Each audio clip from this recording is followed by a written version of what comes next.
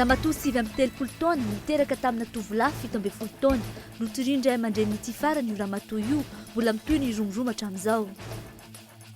Nanomboka androany ny fivoriana mikatotrano miarahany ny FFKM sy ny solon-tena ny filoha 4 andrasana araka izany ny vokatry ity fivoriana ity. Neken'ny tribunal ny fanidiana ny KOLO TV sy ny KOLO FM nampiakatra ny raharaha ao amin'ny ambaratonga mpitsarana ambonimbony kokoa ny orinasa SNPC. Fitsangatsangana eto andrenivohitra hatramin'ny 20 ny manao tsidipahitra andreny trano fandraisam-bahiny ireny.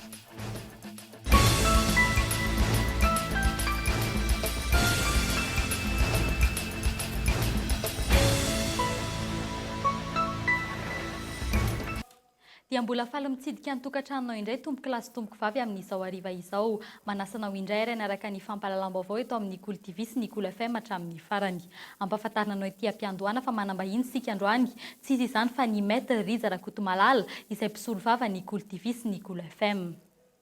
Anomboantsika ny fampahalalam-baovao tranga mampanontany tenany maro ny fisiny ny andian-javona matevina mandrakotra n'Antananarivo efa andro maromaro izay miteraka fahasahiranana ho an'ny fifamoivoizana izany satria tena tsy hifankahitana intsony ny zavona.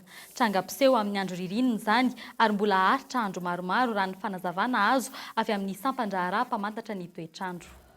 Vao mangiran-dratsika hatramin'ny 7 maraina eo, rakojavona ny tanàna n'Antananarivo, indrindra ireo faritra Iva sy ny Lemaka. Amin'ny lalana mikodana toy ny ety amin'ny Digue, sarotra ny fifamezivezena, tsy maintsy mandefa anti-brouillard ireo fiara. Tsy misy antony manokana mahatonga izany fisehon-javatra ara-dalàna amin'ny andro ririnina izany hoy ny avy ao amin'ny sampana mpamantatra ny toetrandro. Amin'ny andro ririnina no iforonany ary rehefa tsy dia mandrivotra, izany hoe tsy mandrivotra be zany satria raha vao ohatra mandrivotra be ny andro dia lasa herika ny zavona ary miakatra ambony le rahona. Fa raha ohatra tsy mandrivotra ny andro dia zavona miteka amin'ny tany. Ohatran'izao zany zao dia tsy dia mandrivotra dia tonga dia mazava hipotra ny zavona raha-potso maraina rehefa manga be ohatr'izao ny lanitra. Ary matetika ny mampisava azy dia rehefa miakatra ny hafanana. Tsy dia ny fahalotony ny tontolo iainana loatra araka izany mahatonga ireny andian-javona maraina ireny. Mbola hitohy andro maromaro anefa izany. Any amin'ny 20 volana any zany. Izany hoe maharitra. Raha teo tsika zany nandritra ny tapabolantsika nahazo le andro mandrivotra be, rinina be tena matemo manjaka be mihitsy mangatsika be ny andro. Dia izao kosa tsika dia mahazo ny valan'izay zany dia mahazo andro tony. Manjavona maraina dia manga ny lanitra. Mila mitandrina araka izany indrindra ireo mpampiasa ny lalana amin'ny maraina. Eo anivon'ny sampana mpamantatra ny toetrandro dia nanamafy fa mbola ao anatin'ny vanim-potoanan'ny ririnina isika ankehitriny. Araka ny narahintsika tamin'ny fampahalalam-baovao hatramin'ny atoandro teo, nivoaka ny didim-pitsarana momba ny KOLO TV sy ny KOLO FM. Manambahiny sika ankehitriny ny maître Riza Rakotomalala. Miarahaba tompoko. Miarabanao. Nivoaka ny didy notidin'ny fitsarana fa atao misosele ny fitaovan'ny KOLO TV sy ny KOLO FM. Inona ary no fepetra raisiny hainao manjery io amin'izao fotoana izao? Ny fepetra noraisintsika zany amin'izao fotoana izao dia nanao fampiakarana an'ilay raharaha. Ilay fampiakarana io dia antsoina amin'ny teny frantsay hoe appel avec défense et exécution provisoire. Ny antony nanaovana ny fampiakarana io zany dia ahafahana aloha voalohany mikonteste an'ilay didy izay efa mivoaka ary faharoa anatsahatra ny fampiarana an'ilay didy izay efa mivoaka eo.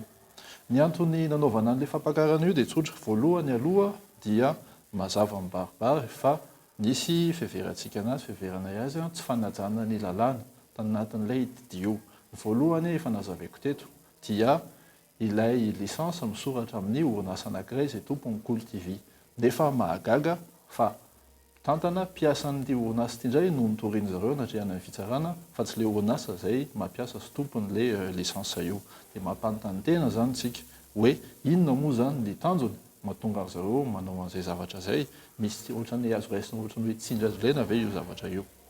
Ny antony faharoa nanaovantsika ny fampiakarana io dia mihevitra itsika efa tsy manaja ny lalàna ny fomba nanaovana ny fitoriana io sy ny lalàna nampiasaina tamin'ny fanakajana misy sosele an'ilay metera io. Ny antony dia tsotra. Ny lalàna ampiasaina zareo dia le lalàna 7:70 720 eo amin'ny andininy fa 320 izay milaza fa ny OMERT no manana fahefana fanao fanaketsana na misy sosele magaga nefa tamin'ity raha ty fa lasa ny CSCA zay araka io lalàna io tsy mahe fanao an'io zavatra io no sady napiditra n'le fitoriana no sady mbola nandresy tamin'le raharaha ka reo antony reo nanisan'ny antony maro zay tsy maintsy nanaovana an'le fampiakarana nanaovana an'le appel avec défense à exécution provisoire. Raha patsihivina tompoky navokoa moa zany ireo tranga na dossier hitanareo fa tsy ara-dalàna tamin'ity fanakatonana ny KOLO TV sy ny KOLO FM ity. Anisan'ny zavatra zay hitanay fa tsy ara-dalàna aloha tamin'ny famoahana an'ilay didy zay nivoaka tamin'ny voalohan'ny volana Jolay dia ny misy mpikambana ny CSCA zay tsy voantso tamin'ilay fivoriana. Ary noho nandefa vatany zay tany amin'ny CSCA sy tany amin'ireo mpikambana vitsivitsy ireo dia nisy tamin'ireo laza tany amin'ny vatany tamin'ny huissier tamin'ny 20 volana Jiona hoe sady tsy voasa ry zareo no mazava ho azy tsy nanatrika an'ilay fivoriana. Ny antony faharoa dia ny serasera ministra ny serasera namaly tamin'izy nandefasana vatany tamin'io andro io hoe voalohany efa misy rarahany amin'ny Conseil d'État ka noho izany tsisy antony mihitsy ny hamalinanay voalohany ary faharoa nanamafy izy tamin'ilay taratasy tamin'ny 20 volana Jolay hoe efa misy rarahany amin'ny Conseil d'État ka tsisy antony tsony mihitsy anohizana ny raha natria fitsarana ka magaga hoe na tamin'ny volana Jiona na tamin'ny volana Jolay tsy niovan'evy ny ministra ny serasera nefa magaga ty aoriana avy eo fa manohy an'le fitoriana ihany izy ary ambonin'izay fitoriana tsy manara-dalàna araka nitentsika teo momba ny lalàna mifehan'ny omerta tsy manara-dalàna le fitoriana io. Ny antony faharoa dia momba ny tsy fanajana le lettre de mise en demeure. Raha tsy ahivonareo fa tamin'ny 2012 dia nisy an'le radio atao hoe radio fototra. Le radio io dia radio efa nitsangana izy io ary nandeha izy io. Magaga nefa tamin'io radio io fa taloha nanakatohana anazy dia nandefasana mise en demeure izy satria izay ny lalàna mifehan'ny CSCA. Nefa taty aoriana tamin'ny kolo dia tsisy fanajana io lalàna momba mise en demeure mihitsy io. Nefa ny ampiasain'ny zareo CSCA na tamin'le radio fototra na tamin'ity radio KOLO ity dia lay didiny navoakany tamin'ny 2010. Dia reo antony ireo zany no heverinay hamafisanay zany fa tsy ara-dalàna ny fombafomba rehetra nampiasain'ny CSCA na tanteraka na ny fanakatohana tamin'ny volana Jiona izy io na le fitoriana napetraka tamin'ity volana Jolay ity. Isaorana ny maître Riza Rakotomalala nanaiky ny vahiny teto amin'ny fampahalalam-baovao nitondra fanazavana mahakasiky ny raharaha KOLO TV sy KOLO FM iny. Manameloka ny fiatsika miantsiady sy ny fanaovana amboletra ary ny fanitsakitsana ny zon'olombelona fata-baovao marina ataon'ny fitondrana teteza mita ny akamaroan'ny olom-pirenena sendranay androany raha naheno iny vaovao iny. Tena tsara loatra le manakatona zany. Aloha ny amanjery zany isokana foana. Mba isin'ny vahoaka iaina amin'le vahoaka madinika. Aloha mba samy iaina amin'ny zava-misy fa tsy tokony akatona mihitsy zany zany. Zay le demokrasia atsika zany tokony sokana dao le mahakalalana le izy. Zay zany. Bara ba tonga le fifidianana aloha. Dia tokony sokana dao le demokrasia ny takitsika tena amin'ny résumé. Ankehitriny nefa le tsy demokrasia ny zavatra mitanga. Tsy mety satria avy aloha isokatra ny aina aman-jery tahaka an'ireny mba hivelaran'ny faneraseran'ny tanora indrindrandrindra satria raha ohatra ny KOLO TV manokana zao dia tena mety tsara ho amin'ny tanora zany ny fanokafana aina aman-jery tahaka an'ireny.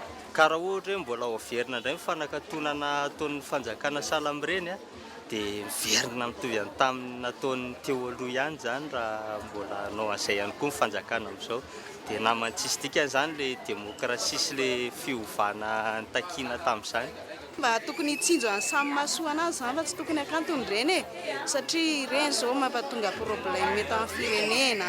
Ohatra hoe manakantona an'ireny zany ohatra ny olana eto amin'ny firenena eto amintsika foana Ny ankizy zao mba tia mihitatra tsy fantatray ny antony hoe mba ataovy an'izao mba misy fandaharana tian'le ankizy atao amin'ny zavatra rehetrarehetra nefany dia akatona lainao manjery tsy hitanay vahoaka madinika mihitsy zany zao hoe problème amin'ny hoe resaka hainao manjery sy ny ohatr'izany fa tokony avela andeha le izy rehefa hoe misy matoa zany le zavatra nandeha dia nisy alalana ary nefa no akatona indray dia nasain'ny ankizy vao miana amin'ny teny raha mety ho simba satria mba misy fandaran'ny ankizy any amin'ny KOLO TV sy ny radio. Hoe tsy mety ilay izy satria Ny efa mandroso zao ny teknolojia mandroso ny fotoana dia mba aleo mba misy mba nouveauté mipoitra foana zany mba misy télé vaovao mba hanao zany amin'izay mba fanampiana ho an'ny tanora sy ny kolontsaina mahatsiaro ny zavatra antragna tamin'ny 2024 ny tenanay satria ady ny fanaovan'ny mpitona tamin'izao fotoana zany sy ny radio tsy miankina anankiray no nitragna teto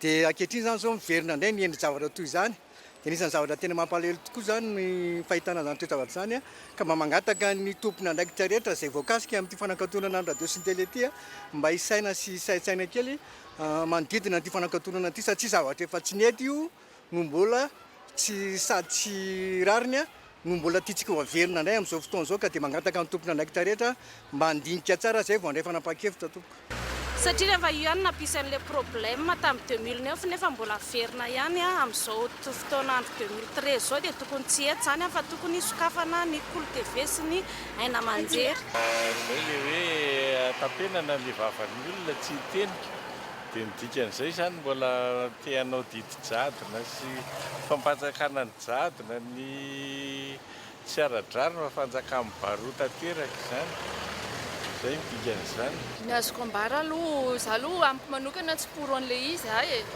satria raha akatona moa zany le izy dia ahoana ny fomba seraseran'le ahafahan'ny olona zany mahafantatra ny vaovao sy ny zavatra misy eto amin'ny tany sy ny firenena avy amin'ny alalandreny angeny afantarana an'le vaovao dia ahoana no akatona le izy tokony tsisy akatona izany fa tokony izay le fahalalana raha ny any ivelany dia jereo ny tany any ivelany eny mandroso daholo hoe resaka hoe fahalalana gazety zany da ohatra ihany koa zao ohatra hoe amin'ny lafiny rehetrarehetra zany fa tsy dia hoe gazety na hoe manjery ihany koa zany mampandroso ny olona le izy mampandroso an'le firenena ihany koa zany le izy fa tsy voatery hoe teriterena zany ny olona fa tokony hoe mba hivelapelatra kokoa zany amin'ny maha izy azy ny vola sy ny patronazy ny tena mibaiko fahalalafana izay mifety zany izay mifampiankina amin'izay satria za zao rehefa manam-pahefana dia akatoko zay manohatra rehetrarehetra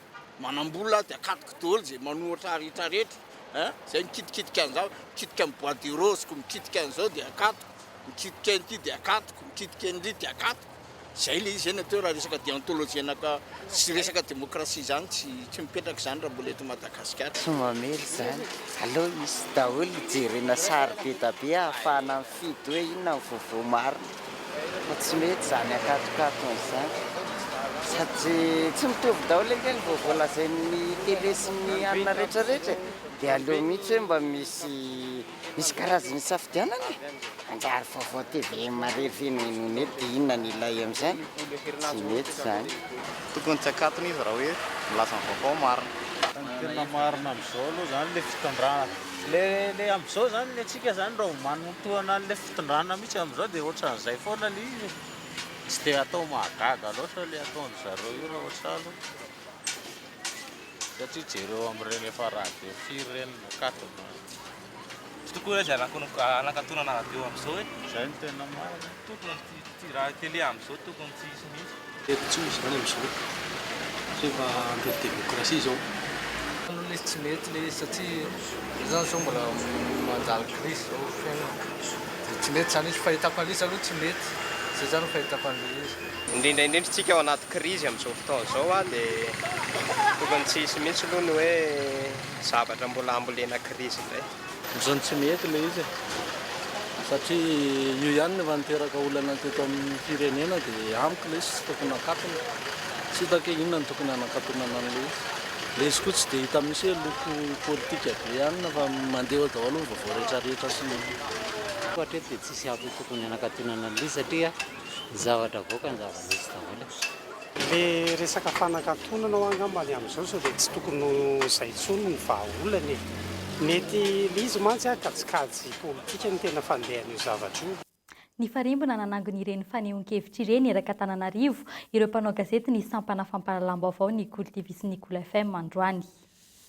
Iezaka ny hevitry ireo mpanao politika momba ity raharaha ity sika raha mpitso fa isany naneho hevitra ihany koa androany ny namana mpanao gazety Jean Paul Randrianienne iray amin'ireo mpanao gazety mpamakafaka ny raharaham-pirenena no efa zoky ihany koa indrindra eo amin'ny resaka traikefa arahintsika tahaka izao ny heviny momba ity raharaha ity.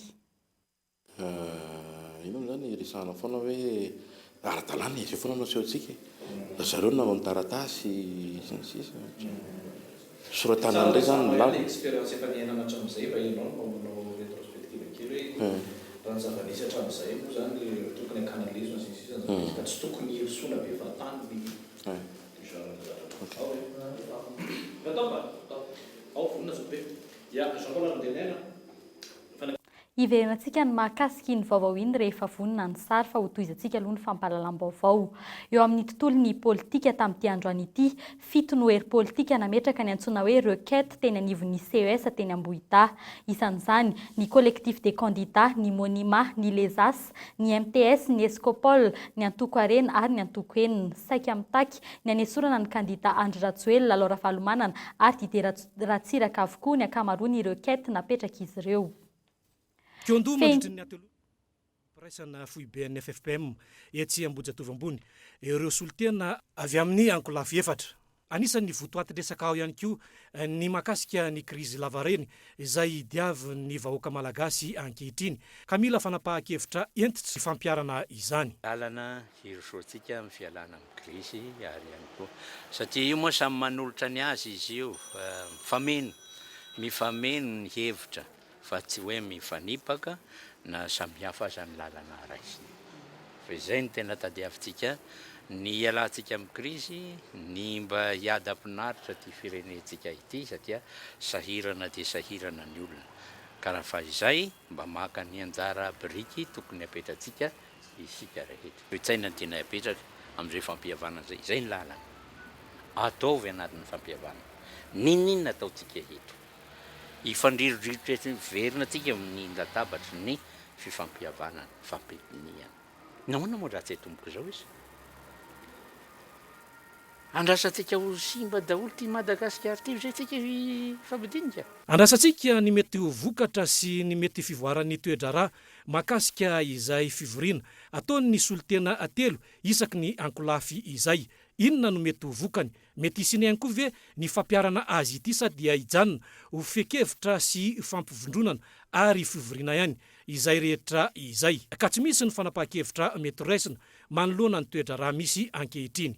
Inona raha inao iny ny fivoriana nataon'ny FFKM sy ireo solitena telo isaky ny ankolafy aorian'izay moa dia atolotra izy ireo anisy efatra amin'ny rahalahy lehibe ny FFKM ny lahadinika ka hodiniana amin'ny 7 sy 20 aogositra indray ny momba ny tetezamita manokana. Ny fampionana n'ireo filoha telo teo aloha sy ny filohan'ny tetezamita eto an-tanindrazana ihany no vahaolana amin'ny famahanany krizy araky ny hevitry ny mouvance zafy androany maraina. Tsy vahaolana ihany koa ny fametrahana ny CES amin'ny ankapobeny no io tribunal manokana io lasa mirona tanteraka amina firafitra politika izany hoe tsy mangarahara araka ny nambaran'ny mouvance zafy araky nefa novoisin'ny ankolafy zafy hatr'izay ny fifidianana lalam-panorenana ihany no tokony andeha mialohan'ny fifidianana filoham-pirenena ary tsy nanan-kevitry ny hidina an-dalambe izy ireo hatreto. Nanolotra ny sosikeviny mahakasika ireo androm-panjakana mandrafitra ny fifidianana ihany koa moa ny ankolafy zafy Albert. Alternative zay dia ny hoe raha vao io senit io ameo agny amin'ny intérieur io raha vao ty CES ty avirigno amin'ny HEC io am'izay fotoana zay nisy ny intérieur efa nahay an'io foana. Isika nefa midritrika amin'ity satria izay ny recommandation sinon no ordre na commandement avy amin'ny communauté internationale. Maro nefa voasoratra ao agnatin'ny feuille de route, d'accord. Fa saingy maro ny zavatra agnatin'ny feuille de route sy ampiarina, maro ny zavatra agnatin'ny feuille de route ovana agnatin'izany ilo hoe l'irrévocabilité de la décision de la CES amin'izao fotoana izao lasa révocable. Zay zany no mahatonga ny hoe 6 isony io sekena io CES vaovao ankehitriny. Trangam-piarahamonina kosa indray raha rano nanjony renim-pianakaviana iray izay niaraka tamin'ny tovolahy kely iray 17 taona ary niteraka tamin'ity farany. Mbola enjehin'ireny io tovolahy io izy hatramin'izao fa hoe hitakiny vola isaky ny mihetsika nefa efa avy nikadra. Toy izao ny fanehoan-keviny androany izy izay nanaiky aseho sary sy feo ary nangataka ankehitriny ny mba hampitsara ny antsoina hoe harcèlement atao azy. Ny zavatra nitonga tamiko izany tompoko dia nifankatia tamin'ny lehilahy anankiray za dia efa niaraka teo amin'ny herintaona sy tapany teo izay izy dia tsy nisy ninina mihitsy aloha nakasitrahan'ny mamantsara ny fiarahanay. Za rehefa nampidiry mamany asa niara-mipetraka tamin'ny tao dia noho ny avy eo amin'izay moa zany za bevoka dia rehefa bevoka ako dia ndrahona mamany amin'izay zanako inge izy mbola tsy ampitoana fa alao izy io zaza ao akibondrio fa raha tsy zany ry dia mitoriko hoe nanotokodina ny zanako tsy ampitoana dia hogadraiko nje izy dia za moa tsy nentina nala an'ilay zaza tao akiboko zany fa nametsaka plainte teny amin'ny centrale teny Tsaralalàna zany za dia kandro moa zany rehefa tsy nikiry ihany zany nitaizan'ilay zaza zany dia toriny amin'izay arany ako lazainy fa hoe nanotokodina tsy ampitoana dia polisy nisambotra na vao maraina zany tany tao an-tranonay dia nandeha ny raharaha zany dia avy eo dia niakatra tribunal ilay izy dia tamin'ny fotoana niakarako tribunal io nefany ny finoana io bandy io ako dia naratra koa tamin'io zany dia nanana médical 12 jours dia zavatra napakakana voatazona vonjy-maika teny ponja zany ako efatrandro dia nanoloana ny fitazomana na vonjy-maika teny pondra efatrandro io dia niara-ny herisetra zanako vavikely zany zanako vavim-batoa efa tsy amby 10 taona dia manarakaraka an'izay ankoho zany vao mahita anay ilay bandy dia sady manompa amin'ny manambany mandroaka tana entany ny dispensaire raha marary fa ngasa dokotera ka tsy isy vola hitondrako an'itiny ao fa somary sarosarotra kely ny aretin'ilay zaza satria miaro areti-po ilay izy mivalana lava ny zaza amin'ilay zaza mitebiteby ampitahorina reo lava dia izay moa mivaly teny azoko dia mama mbola mandrahoana foana hoe raha mifahalalako anazy ary zany amin'izao fotoana zao mety efa misy polisy mitady ary tsy diso hoe maka vola eny amin'ny zarany io ny zany dia manakorotana rehefa misy zavatra mahazo an'io zarany io zany dia mbola za foana nitazominy atsy amin'izao nefa saharana efa tsy hitako izay tokony hoe mbola hitazomany ana amin'ilay zanany. Karazana trano fandraisam-bahiny hafa indray no tena mahasarika ny maro amin'izao fotoana izao. Tsy izay tena tsara sy madio intsony fa izay afaka hanaovana tsidipahitra na ilay antsoina amin'ny teny mahazatra hoe hôtel de passage. Arao ny fanadihadiana. 7,700 no isan'ireo trano fandraisam-bahiny eto Antananarivo. Arakaraka ny sokajy misy azy no mahalafo izany. Manomboka amin'ny non catégorisé, ny ravinala ray hatramin'ny 3 ary ny kintana ray hatramin'ny 5. Ny ministera no manasikajy. Amin'ny ankapobeny manomboka amin'ny 5,000 sy 1 alina no manofa azy ireny amin'ny alina iray. Vanim-potoana ny fialan-tsasatra izao, fotoana tokony habe ireo mpiala-sasatra tonga eto an-drenivohitra. Mbola misafidy ny antrano amin'ny havana nefa ny malagasy tsy mahavantana loatra ny fanofana efitrano fandraisam-bahiny. Ankoatran'ny tourista zany misy ihany ny hoe malagasy avy any amin'ny faritany tonga eto aminay fa zany hoe akavitsiana ny hoe famille ataoko hoe eo amin'ny 30% eo raha misy fa matetika dia olon-tokana foana any amin'ny ataoko hoe mahatratratra amin'ny 80% ho an'ireo miasa any amin'ny faritany zany fa hanatanteraka formation entantanà izy. Sokajy hafa indray mivoa 420 ora amin'ny 420 mandeha amin'ny ora ny fidirana amin'ity karazana trano fandraisam-bahiny antsoina hoe hôtel de passage ity. Raha ny ao an-Dravoahangy manokana dia misy 10 ireo hôtel de passage. Njiva, tolotra, ambragasy, etsetrasetra be da be.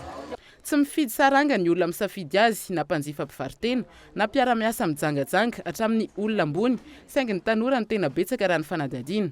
Misy aloha ny tena marina mpivarotena ohatra hoe resaka seraserana samy mpanambola ny ambony any dia aty izy no miaraka ohatra zany. Olona ambony be da be miditra dia ny olona ambony moa tsy dia miditra hôtel hoe restaurant vaventy raha eto Madagasikara fa ty amin'ny restaurant madindinika atry tsy dia misy pahita kokoa. Be da be koa ny tanora makany satria be da be ny tsy anasa amin'izao fotoana nefa ny fiainana efa mihasarotra dia tsy maintsy atao izay hinany ny ankizy.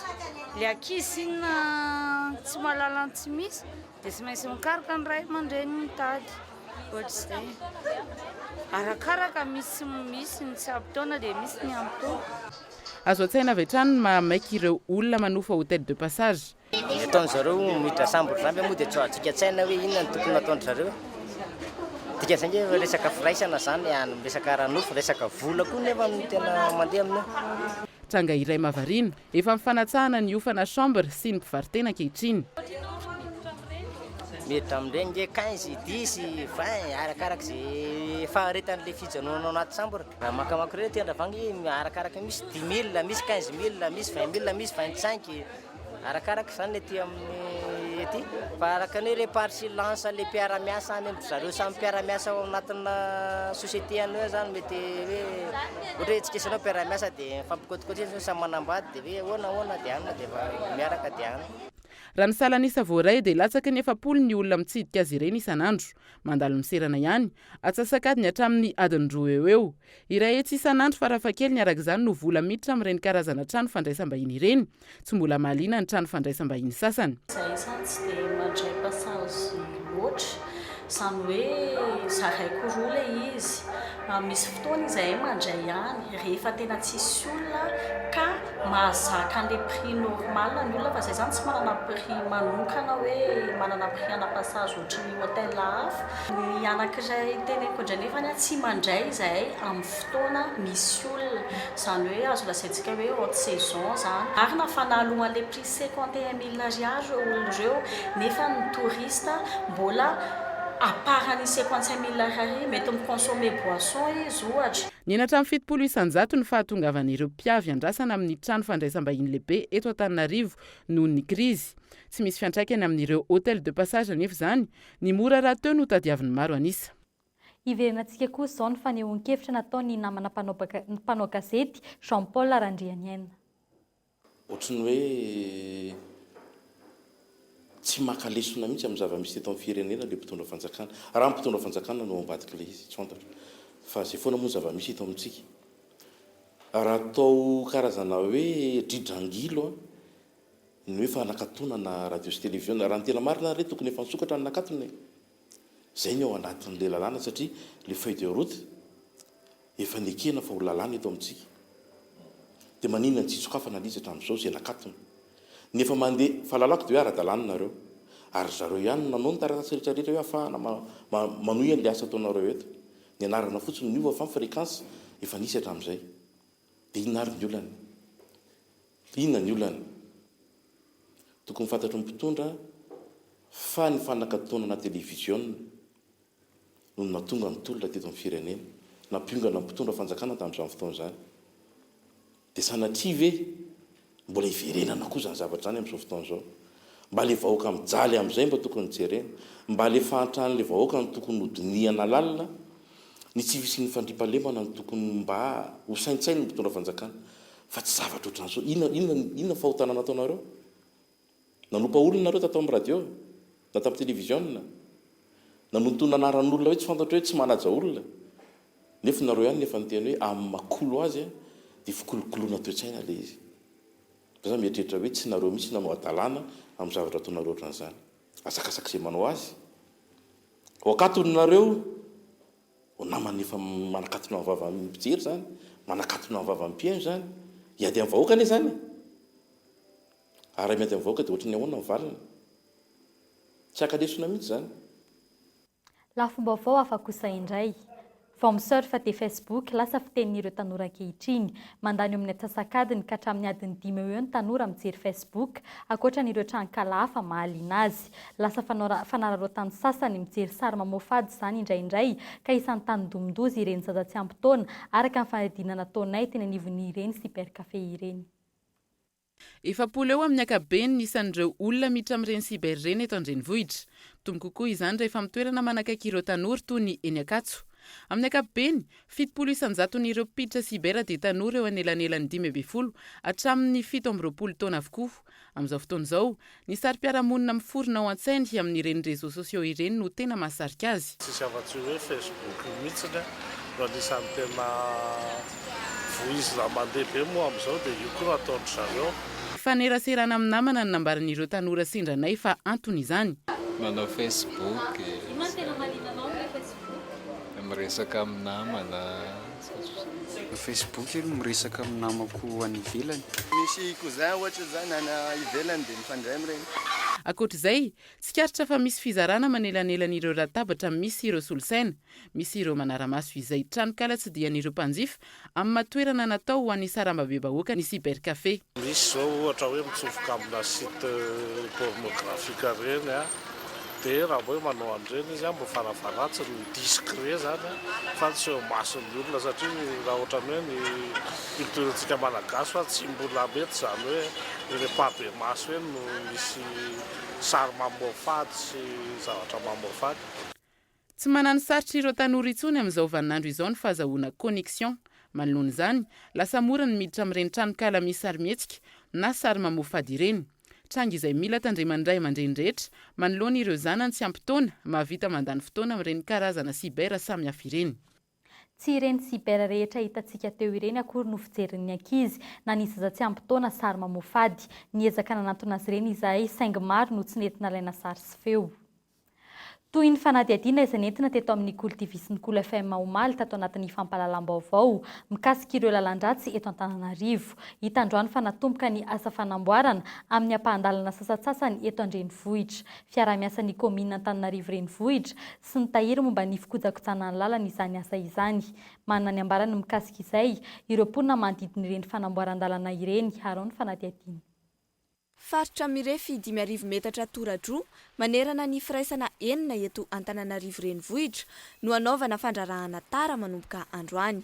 Ireo lalana izay hita fa tena simba araka ny fanazavana avao amin'ny komina Antananarivo renivohitra no voakasika izany ary tafiditra ao anatin'ny tetikasan'ny tahiry momba ny fikojakojana ny lalana na ny fer ireny asa ireny. Ny orinasa Kolasy no tompon'antoka ka toerana ampoly no anaovana izay asa izay raha ny eto amin'ny 67 hektara sy andotam-penaka dia efa imbetsaka no nasiana fanamboarana ireo lalana ireo. Manana ny sosikeviny ireo mponina. Fa tsy mety le lalana le hoe isaky ny 3 volana na 4 volana. Ito lalana ito zao ngamba ny tao anatin'ny herintaona efa intelo namboarina. Dia le izy sady tsy asiany zareo goudron dia mamovoka be. Dia mandeha ny tomobile dia ohatrany hoe mandoka le izy. Any le arabe moa zany tsy mpanjay mihitsy le goudron sy lana vao misy anankiray miala izy dia mitatra tonga dia hitsahan'ny sarety zao izy ohatsy.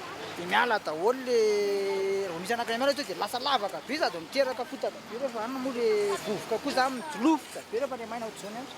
Any tena mety amin'ny lalana io tsy tao tipitop ohatr'izay fa tonga lohatra tonga dia safotra masina tonga goudron tonga dia arabe goudron miala aty tonga mankany tonga dia tsy atao tipitop raha le tipitop vao tsatsan'le favaratra le izy dia goka foana. Raha hoe resaka fanamafisana an'ilay lalana dia angamba tonga dia pave daholo mety atao amin'ilay izy. Mety mafy fa ty lalana ity salan'ny mihetsika salan'ny hoe tany mihevitrevitra zany le izy ka raha vao goudron dia salan'ny tsy mety foana vao mandeha kely ny tomobile dia mihetsika fa ny tena izy raha ohatra ananina dia le pave zany pave rano iray zany parapakongeriany 67 ka teto ny digesa miteraka olana na trano raha minjera ity koritana le arabe sy ny tany tototona ny tomobile.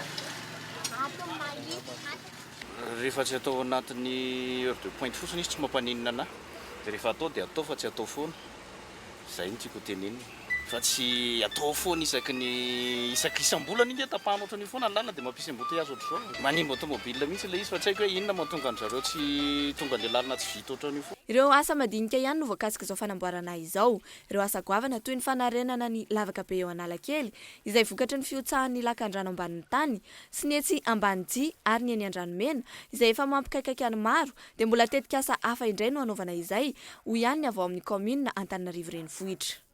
Amaranantsika ny fampahalalam-baovao ny fampiofan'ireo tanora no tanjona apetraky ny LTP amin'ny fametrahana ny tena demokrasia marina.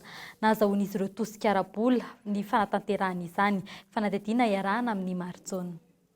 Ny fanamafisana ny fiofanana makany amin'ny demokrasia ary ny toe-tsaina hoeto miatrika izany no sedraina sy omena ny vahoaka malagasy ka ahafahana manolo-kevitra ho an'ny ireo vahoaka madinika izay tena tsy matakatra ny zavatra olazainy ny mpanao politika ankehitriny. Ny tanjona tratrarinay dia izay le fanovana ny toe-java misy eto Madagasikara izay mba hisian'ny fiarahamonina mirindra ao anatin'ny fanajanany maha-olombelona sy ny fampandrosoana maharitra ny tsirairay avy. Anisan'ny nahazo fanohanam-bola avy amin'ny MTS ny Youth Leadership Trading Programme 2013 na ny LTP. Olitra fanampiana hoanazy ao satria ao anatin'ny 12 valeurs dia mamevana tanora izay hoavin'ny firenena malagasy ary indrindra koa dia ny fampanjakana ny demokrasia eto Madagasikara. Anamafisana ny formation fiofanana sy vavoarainy dia nanampy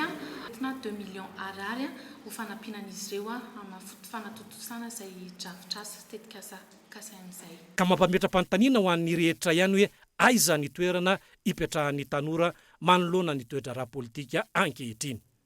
Tapitra treo iny fampahalalam-baovao iny isaorana ianao naraka anay hatramin'ny farany. Mbola misy hatrany Laratarby 03407 888 02 mametraka ny veloma ho amin'ny raha pitso indray tompoko.